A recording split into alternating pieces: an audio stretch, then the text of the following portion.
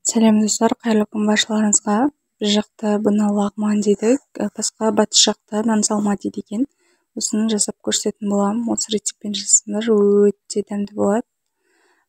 Бірінші біз етімізді ұсақтап турап қуырып аламыз. Үстіне приправаларды салып аламыз. Мен паприка, лағман приправасы және 2 шай қасық тұз салдым.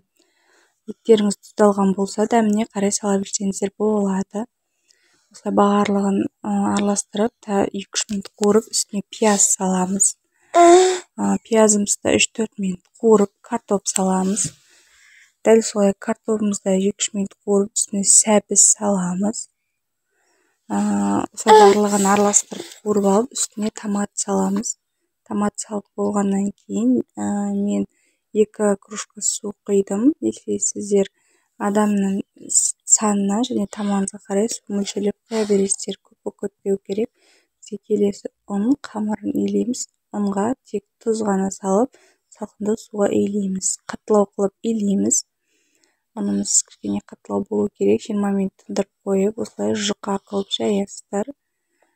Жұқа қылып жайған кезде осылай әдемі болып бұзылмай тұрады қамырларыңыз. Осыны бөліктерге бөліп, осы аралықта суыңызды қайнатып дайындап қоясыздар. Қайнаған суға үстіне тұз салып, қамырыңызды салып пісіріп аласыздар. Астына бірінші сорпасын құясыздар осылайынан.